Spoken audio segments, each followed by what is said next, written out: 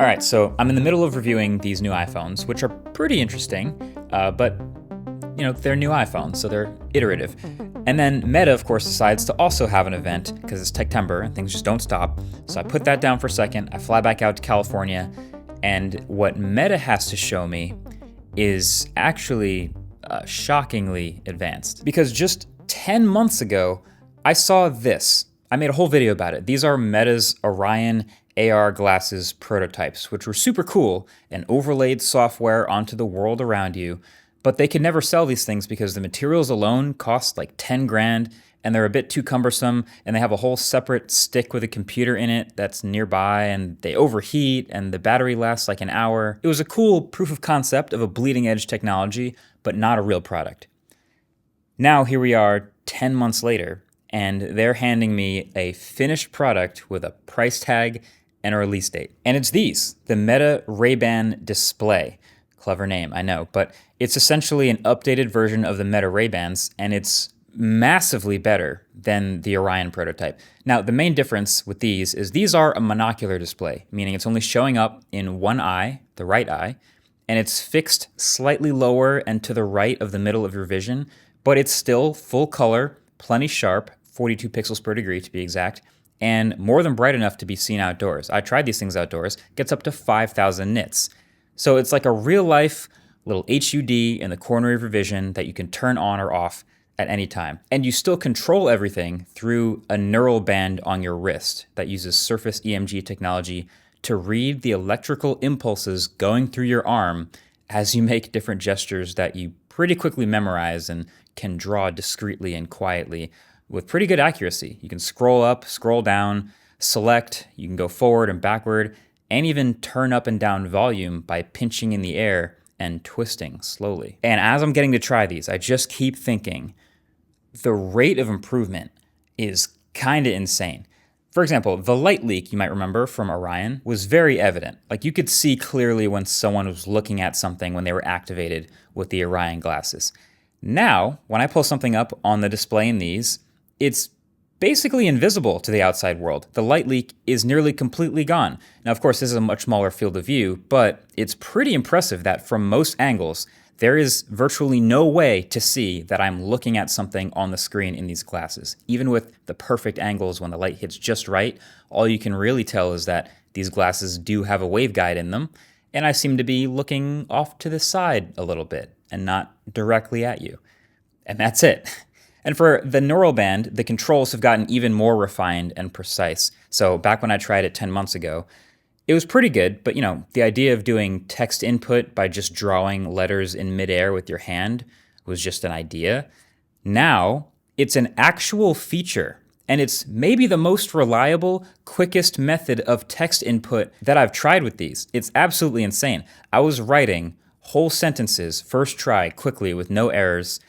It was nuts. There's also no separate computer puck necessary for these, like there was with the prototype. Everything is self-contained in the glasses, which are admittedly definitely kind of thick, a little less crazy than the Orions, but you can still tell there's some stuff going on with these if I walk by wearing them.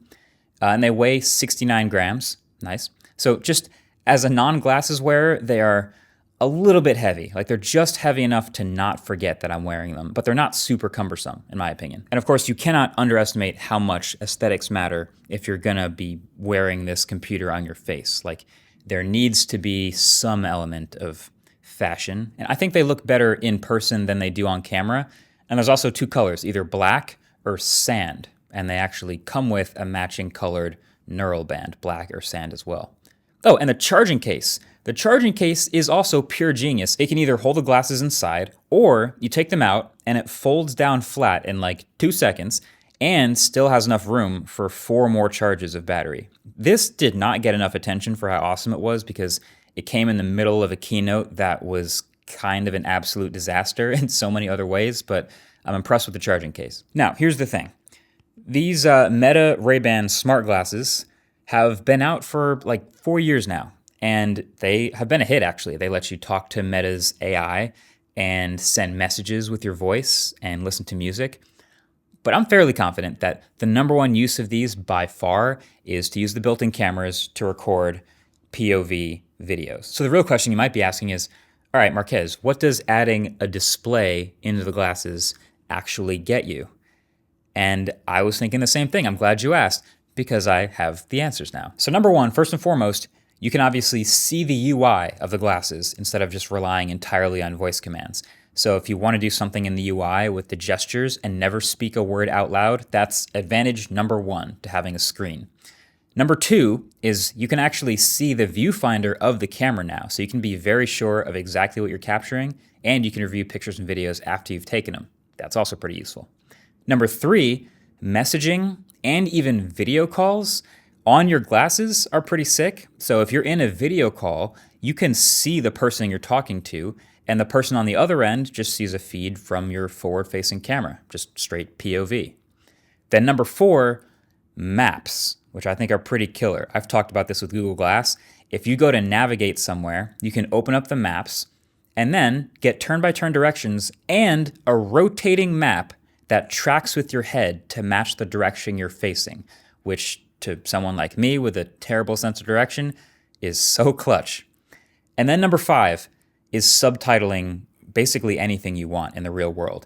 It uses the beamforming microphones to specifically listen to whatever's in front of you and then put that live text on the HUD of exactly what they're saying. And it works pretty quickly. And if that speech is in another language, it should be able to live translate everything for you to understand what they're saying. Again, so clutch. And this is all being wrapped into a real product that you can buy this year with a real price tag that is $800, which, yeah, it's expensive. It's the price of a whole phone, but it's actually a little bit less expensive than I maybe would have guessed before actually hearing that. I wouldn't be surprised if Meta's actually losing money on the hardware here in an effort to just get them out and get them into people's hands. But that also conveniently brings us to maybe the biggest downside of this particular product, which is that it is Meta. And that's not a disaster. I mean, obviously people already like the Meta Ray-Bans already, but it also does mean you still will have the privacy questions of exactly what data is being collected and what they do with it. And then the other thing, I don't know if you noticed, but every app that you use on these glasses is strictly first-party stuff. Like messaging with your friends, that's WhatsApp. Video calls on the glasses, that's also WhatsApp. That's not Google Maps. It's their own mapping service, which I can guarantee won't have the best real-time traffic info or ratings like Google Maps has. And they'll even let you scroll through Instagram Reels because Meta owns Instagram. The only exception I saw to this rule was the music playback was done through a partnership with Spotify. But as of right now, or at launch, there is no app store for these. It's coming, allegedly, but not yet. But overall, though, I just can't help but be super impressed with how quickly they have been moving forward with this. Like I said, less than a year ago was that crazy prototype with the separate computer and the $10,000 bill of sale. And now here we are. It's moving so quickly. And I know we're expecting other entries into the smart glasses space probably within the next couple months, I think from Samsung and from Google and maybe some others. But as of right now, these are the best smart glasses with a screen that I've tried, hands down. And the sad thing is you wouldn't really get that from the presentation at all. The keynote was so brutal, mainly because so many of the live demos that they tried went about as poorly as they possibly could have. I mean, I watched it live. If you get to watch that back, you'll know what I'm talking about. And it's unfortunate because the product is so cool, and I gotta give them props for trying to do real demos instead of faking everything, I guess. But yeah, this isn't gonna be convincing anyone. What do I do first? You've already combined the base ingredients, so now grate a pear to add to the sauce. What do I do first? You've already combined the base ingredients, so now grate the pear and gently combine it with the base sauce. All right, I think the Wi-Fi might be messed up. Pause WhatsApp video call. There we go. Uh-oh. Well, let's see what happened there. That's too bad. I don't know what happened. The irony of the whole thing is that you spend years making technology and then the Wi-Fi at the day kind of catches you. So yeah, there's a distinct lack of good videos of people using this tech and these headsets right now. But I'm predicting that when these actually do come out in a few weeks, that we're going to see a pretty significant wave of all this new content, of the cool stuff people get to do with this, from the live captioning to the maps to the AI stuff that it's capable of, all at once. People are just going to start flooding the internet with content about it. But yeah, seeing how fast these improved really actually, for the first time in a while, got me thinking about if it could bring us closer to a post-smartphone world, which is obviously still super far away. These still need a smartphone to connect to work. But, imagine a world where you're walking around on a scenic hike and you see a cool scene, and instead of taking your phone out and putting a computer between you and the scene, you just, snap the picture on your glasses and just appreciate it. Seems nice, right? But then again, would you rather be talking to someone and see them check their phone or their smartwatch real quick, and it's kind of rude, but then they're over it?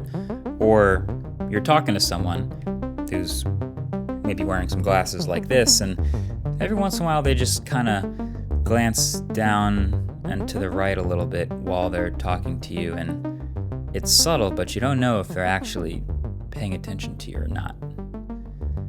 Something to think about. Anyway, thanks for watching. Catch you very soon in the next one.